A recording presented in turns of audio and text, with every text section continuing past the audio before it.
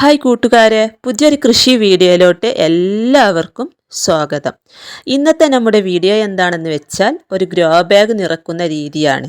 അതായത് മണ്ണിൻ്റെ അളവ് കുറച്ച് നമ്മുടെ വീട്ടിലുള്ള സാധനങ്ങൾ വെച്ച് നല്ല രീതിയിൽ നല്ല അടിപൊളിയായിട്ട് ഒട്ടും തന്നെ ഭാരമില്ലാതെ നമുക്ക് റെഡിയാക്കിയെടുക്കാൻ പറ്റുന്ന ഒരു ഗ്രോ ബാഗ് ഫില്ലിംഗ് ആണ് ഈ വീഡിയോയിൽ കാണിക്കുന്നത്.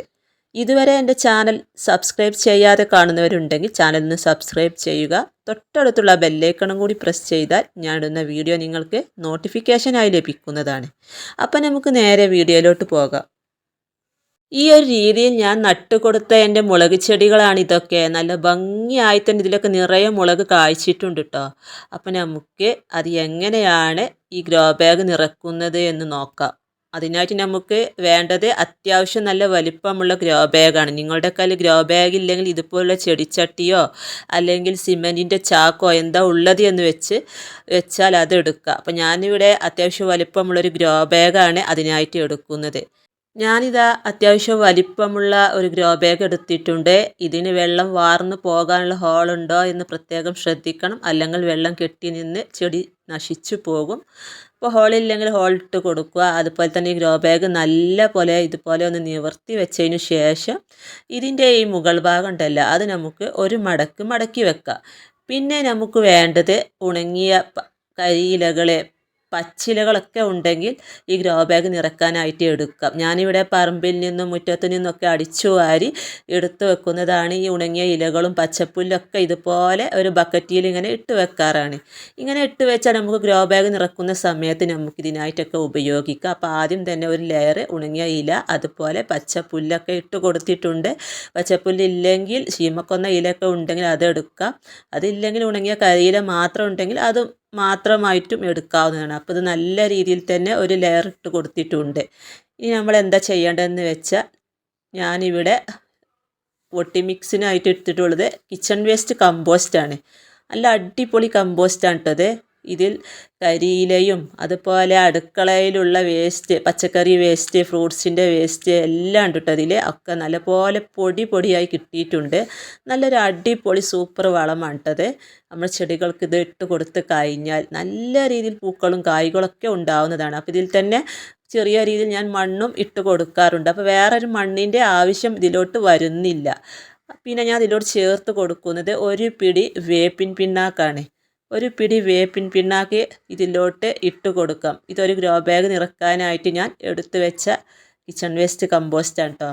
അപ്പോൾ ഇതിലോട്ട് ഇങ്ങനെ ഒരു പിടി വേപ്പിൻ പിണ്ണാക്ക് ഇട്ട് കൊടുക്കുന്നത് ഈ കീടങ്ങളുടെ ശല്യങ്ങളൊക്കെ ഉണ്ടെങ്കിൽ അതൊക്കെ ഒന്ന് കുറഞ്ഞു പോയിക്കോട്ടെ എന്ന് വെച്ചാണ്. നല്ല രീതിയിൽ തന്നെ ഈ വേപ്പിൻ പിണ്ണാക്ക് ഇതുപോലെ പൊടിച്ചിട്ട് ഇതിലോട്ട് ചേർത്ത് കൊടുക്കുക.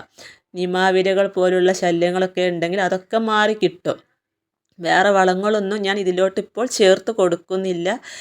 അത് തന്നെ നല്ലൊരു വളമാണ് ഈ കിച്ചൺ വേസ്റ്റ് കമ്പോസ്റ്റ് കൊണ്ടുണ്ടാക്കിയ ഈ ഒരു വളം.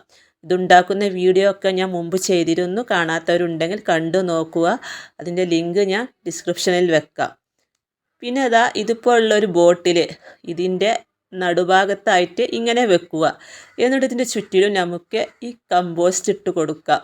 ആദ്യം ഒരു ലെയർ കരിയില ഇട്ടു. അതിൻ്റെ മുകളിലോട്ട് ഇതുപോലെ കിച്ചൺ വേസ്റ്റ് കമ്പോസ്റ്റ് ഇട്ട് കൊടുക്കാം.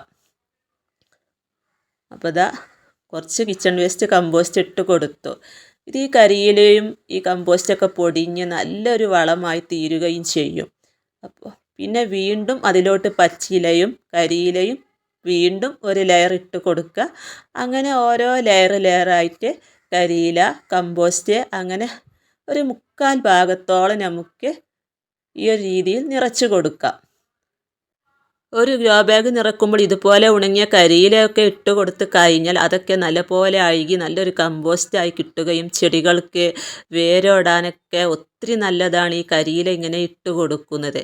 അതും നമ്മൾ ഇട്ട് കൊടുക്കുന്ന ഈ കമ്പോസ്റ്റും കൂടെ അലിഞ്ഞ് നല്ലൊരു വളമായി മാറുകയും ചെടികൾ നല്ല രീതിയിൽ വളർന്നു വരികയും ചെയ്യും. ഇങ്ങനെ നമ്മൾ ഓരോ ലെയറായിട്ട് ഇട്ട് കൊടുക്കുക. ശീമക്കൊന്നയുടെ ഇലയൊക്കെ ഉണ്ടെങ്കിൽ അതിട്ട് കൊടുക്കാം. ശീമക്കൊന്ന ഇല നല്ലൊരു വളമാണ് കേട്ടോ. എന്നിട്ട് ഇതാ വീണ്ടും ഇതിൻ്റെ മുകളിലോട്ട് ഞാൻ കമ്പോസ്റ്റ് തന്നെ ഇട്ട് കൊടുക്കുകയാണ്. അപ്പം അത്യാവശ്യം നല്ല ടൈറ്റ് ആക്കിയിട്ട് വേണം ഇത് നിറച്ച് കൊടുക്കാനായിട്ട്.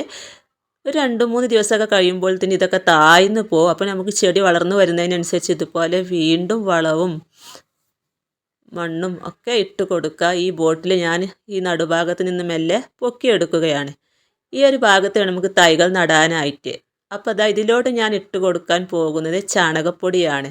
കുറച്ച് ചകിരിച്ചോറും ചാണകപ്പൊടിയും മിക്സ് ആക്കിയതാണ് കേട്ടത്. അപ്പോൾ നമുക്ക് ഇതിൻ്റെ ഈ നടുഭാഗത്തോട്ട് ഈ ചാണകപ്പൊടിയും ചകിരിച്ചോറും കൂടി മിക്സ് ആക്കിയത് ഇങ്ങനെ ഇട്ട് കൊടുത്ത് അതിലോട്ട് വേണം തൈ നട്ടു കൊടുക്കാനായിട്ട്. ഇതാ ഇത്രയും മതി.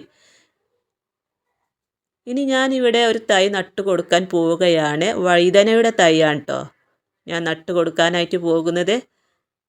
അപ്പോൾ ഈ ഒരു തൈ നമുക്ക് നല്ല രീതിയിൽ തന്നെ നട്ട് അതിനെ ഉറപ്പിച്ച് കൊടുക്കാം. ഇങ്ങനെ തൈ നട്ടു കൊടുത്തതിന് ശേഷം നമ്മൾ എന്താ ചെയ്യേണ്ടതെന്ന് വെച്ചാൽ തണലുള്ളൊരു ഭാഗത്തോട്ട് ഇതിനെ മാറ്റി വെക്കണം. വേരൊക്കെ ഒന്ന് പിടിച്ച് വന്നതിന് ശേഷം അതിനെ നല്ല വെയിൽ കിട്ടുന്നൊരു ഭാഗത്തോട്ട് മാറ്റി കൊടുത്താൽ മതി. തൈ നട്ടു, ഇനി ഇതാ നനച്ച് കൊടുക്കാം. ബാക്കിയുള്ള ചാണകപ്പൊടി ഞാൻ അതിൻ്റെ മുകളിലോട്ട് ഇങ്ങനെ ഇട്ട് കൊടുത്തിട്ടുണ്ട്. ഇങ്ങനെ ഗ്രോ ബാഗ് നിറച്ചാൽ ഒട്ടും തന്നെ ഭാരം ഉണ്ടാവില്ല. നമുക്ക് എവിടേക്കും ഇത് മാറ്റി വെക്കാം. അതുപോലെ തന്നെ മണ്ണിൻ്റെ അളവ് വളരെ കുറവാണ് കേട്ടോ ഇതിൽ. അപ്പോൾ ഈ വേനൽക്കാലത്തൊക്കെ നമുക്ക് ചെയ്യാൻ പറ്റിയ നല്ലൊരു ടിപ്പാണ് കേട്ടത്. നല്ലൊരു ഈർപ്പവും തണുപ്പൊക്കെ നമ്മുടെ ചെടികൾക്ക് കിട്ടും. ഇതുപോലെ കരിയിലൊക്കെ പൊടിഞ്ഞ് നല്ലൊരു വളവുമാവും. നമ്മുടെ ചെടികൾ നല്ല രീതിയിൽ വളർന്നു വരികയും ചെയ്യും. നിങ്ങളും ഇതുപോലെ ഒന്ന് ട്രൈ ചെയ്ത് നോക്കൂ. എനിക്ക് നല്ല റിസൾട്ടാണ് കേട്ടോ ഇങ്ങനെ ചെയ്തിട്ട് കിട്ടിയിട്ടുള്ളത്. മുളകിന്, പയറിന്, തക്കാളി, വെണ്ട എല്ലാതും ഞാൻ ഇങ്ങനെ ചെയ്ത് കൊടുത്തിട്ടുണ്ട്. നല്ല റിസൾട്ടാണ്. വലിയ വില കൊടുത്തൊന്നും നമ്മൾ വളങ്ങൾ പുറത്തു നിന്ന് വാങ്ങിക്കേണ്ട ആവശ്യമില്ല. നമ്മുടെ വീട്ടിൽ തന്നെ നമുക്ക് ഉണ്ടാക്കിയെടുക്കാനായിട്ട് സാധിക്കും. ഇത് കണ്ട നമ്മുടെ വഴുതന ചെടിയൊക്കെ ഇപ്പോൾ നിറയെ പൂക്കളും കായ്കളും ഒക്കെ ആയി തുടങ്ങിയിട്ടുണ്ട്. ഇന്നത്തെ വീഡിയോ നിങ്ങൾക്ക് ഇഷ്ടമായാൽ ലൈക്ക് ചെയ്യാനും ഷെയർ ചെയ്യാനും കമൻറ്റ് ചെയ്യാനും മറക്കരുത്. ഫേസ്ബുക്കിലാണ് നിങ്ങൾ എൻ്റെ വീഡിയോ കാണുന്നതെങ്കിൽ പേജ് ഫോളോ ചെയ്യാനും കൂട്ടുകാർക്ക് ഷെയർ ചെയ്ത് കൊടുക്കാനും മറക്കരുത്. അടുത്ത പുതിയൊരു വീഡിയോ ആയിട്ട് വരുന്നത് വരെ വീണ്ടും കാണാം.